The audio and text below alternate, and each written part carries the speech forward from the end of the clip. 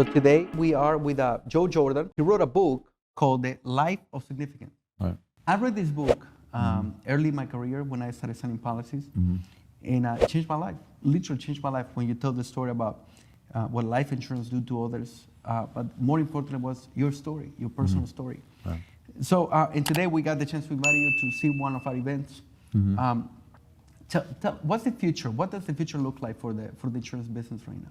Well, you know, I enjoy always speaking to your group because they're so enthusiastic and young and diverse, and it's all the things that financial services tries to do, but everyone in it looks like me, you know, and is about my age, you know, so I really enjoy that. But I do think, and so when I wrote Life of Significance, what I tried to do is to change the paradigm that's in financial services, which it's all about numbers. And the business really is not about a story of numbers, it's the number of stories. And so when you bring out the human side to recognize the impact you can have on people, look, nobody on their deathbed says, call my broker, I really appreciate she beat the S&P by 2 basis points. It doesn't happen, you know. But if someone knows that, for example, that their family will be taken care of when they're gone, or if they get sick or disabled, that they're going to be okay, it's a completely different deal. So that's where I was focusing my attention and energies, which was the idea that being in financial services, you do live a significant life because of your impact on people, allowing them to live the retirement that they want, to do whatever they want to do, and know that they're protected and their loved ones, to take the risks away. But what I've recently come to bear is, you know, one of my criticisms of financial services was that it was too left-brain and analytical. It was the story of numbers. People forget they can only retain 6% of what you say, but they remember 100% of how you made them feel. So that's where I was going. But then, you know, you get to this whole retirement paradigm, because, you know, the largest population now is going to retire. And when I really took a look at it and analyzed it, all of the mistake that we make, I think, in financial services was, as I said, a story of, it's not a story of numbers. But you have to ask people 2 questions. What are you going to do? How are you going to spend your time? And then how are you going to pay for it? And we always got to, you know, how are you going to pay for it? Pay for what? What are you going to do in retirement? See, that's something that people don't know. They all think it's this mystical thing, and, you know, they come to the end and they retire and it's a big vacation. Well, you know what? You're going to need a vocation, too, when you're retired. You have to have meaning and purpose when you do that. People who retire to something are happier than people who retire from something. And so what the trap is that people wind up and they think this is an idyllic thing and they're bored to death in 6 months. And then some of them die young because as a result of that. So meaning and purpose is important in all walks of life. And that's where I think from a financial services professional will ultimately get to the path whereby the numbers are supportive to the life that the people want to create. And our role is to help them understand what that life would look like. So if these people, that they found a life of significance, or they know, hey, when I'm helping this family, I'm doing something else for them, I'm changing their legacy, their life. Right.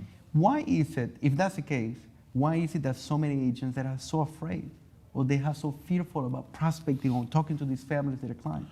Well, that's because I think it's a mistake of the industry. What happens is the industry is driven by financial companies that create products, and that's what their emphasis is to sell my stuff. So the stuff is kind of removed from the humanity of it, and that's what I tried to bring out. Look, I get accused of being the industry chaplain, you know, but I don't think I am. Look, what I told, you know, your audience today is I think the business is built on 2 principles: prospecting and everything else, and that's a key. That's real. And if you don't feel good about what you do, the negativity is hard. There's no dodging it. And so I think you have to elevate yourself to know that you're doing something that's significant and worthwhile for others. And that's the added help. So here's the thing. I'm not trying to be Pollyannic, but the biggest bottom line that can hit this business is if you could take the failure rate and improve it by 3%. Not anything draconian, the whole thing's going to change. You do that, and that would be huge. It would be huge. And I think we really don't spend enough time focusing in on the good that we do. And there's a lot of negatives that get attached to that. You know, that's why you have compliance. That's why you have the Department of Labor. That's why you have everyone. If you're not perceived as operating in the client's best interest, then, you know, regulators get in the middle of it, and they always screw it up. And you can't legislate morality. You know, Bernie Sanders was a what do they call it, fiduciary. You know, you couldn't get any worse than that. So the point is that I think, and not to dominate, but I think there's the absence of it in financial services. I'm going to tell you this.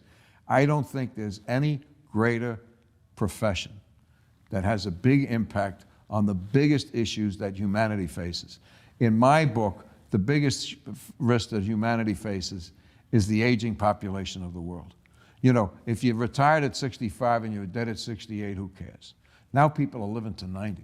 And, you know, they have to have some form of not only a lifetime income, they have to have a lifestyle sustaining income. Even mild inflation erodes those purchasing powers and people's lifestyles shrink. That's what we're about. And we don't emphasize, I don't think we talk enough about it. I did a video the other day about your book, and I'm telling you that your story, personal story, Right. Touched me and the team a lot. So I read it. I read the story to the team. How does an experience like that shape your life? Because the story is when you were 9 months old, your dad was not there, and then your mom had to work. You have the sisters. What happened to you? How does somebody like that affect somebody become successful? Well, that was a classic thing. I mean, I came to that resolution when I was 54. I got into financial services, and I was coming from the dark side, if you know what I mean. All right? And what happened in my story was my father was killed in a car accident, very young. He was an advisor to Harry Truman. We used to have 3 residences. And he cashed in a $100,000 New York life policy to buy an apartment building. And it took me till I was like 54 to realize, do you know how much $100,000 was in it was not 54, it was 1952. 1952, you could buy a beautiful house for $8,500. You know, our lives would have been radically different. But I never internalized it to myself. And that was the thing that got me thinking along those lines. So all of the things I did in financial services, I've been in the business 47 years. I was a life agent. I ran insurance sales at a major Wall Street firm. And then I built the annuity business at MetLife and did a lot of other things for them. It wasn't until that I personalized it that was really the essence of my message. And so that's what I'm trying to get across. And look, it took me till I was 54. So my mission and purpose is to try to tell younger people about it. And I'm hopeful that they're more receptive to it. I told your audience this. I said, here's a profession where you can do good, you can do well by doing good, and you can be happy doing well by doing good. Very few professions do that. And we just don't emphasize it enough. And so that's where I think we have to alter the culture. Last question I have for you. You know, I'm an immigrant. I'm from El Salvador. And came into the U.S. when I was 22 years old. Never done insurance, never done sales. And I found it rewarding. And I was a minority. But there's something very special right now going on with the company, and everybody's females doing their business. 54% of our company is female. Right. And a lot of the top earners right now are becoming ladies.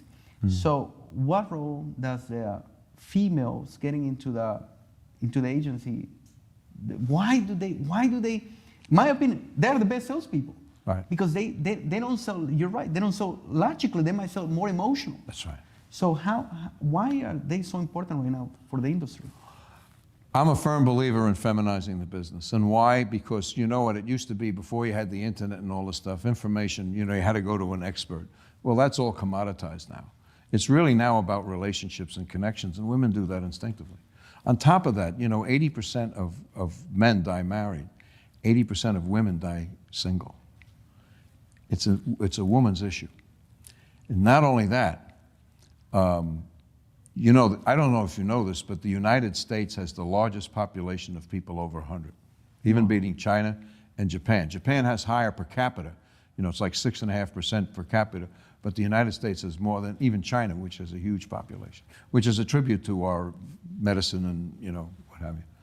But people over 100, there's 5.5 women for every man that's over 100 years of age. So on both ends of the spectrum, when you're taking a look of trying to take risk off of people dying too soon or living too long, is the business that we're in, and women are seriously affected by that. And I also think the future is away from numbers, as it is, towards getting involved and concerned with people. And that's what women do. So that's why I really applaud what you do. On top of that, you got a lot of young people too. Every firm I do business with or whatever, they're all trying to, well, we need to be multicultural, and they all look like me, and we need to be multicultural and bring women. They don't know how to do it. You guys are doing it. That's why I'm really impressed by what you do, and you serve an underserved market.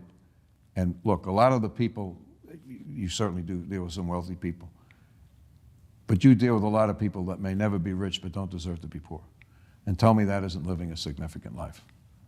I appreciate it. Well, thank you for coming. We had a blast. And what did you say the last phrase about 80% of women, 80% of men die married. Right. 80% of female die single. Yeah. And yeah, we want to we want to help others. We want to live a life of purpose. That's why you talk about it today. When you're giving to others, when you're not thinking about yourself, you're thinking about yourself less, right? And I mean, that was a phenomenal message. I don't know even have to explain it, but thank you, Joe, for coming. I believe that you have changed the life of many people over here, and we're planning to live a life of significance over here. So thank you so much. Thank you. Very good.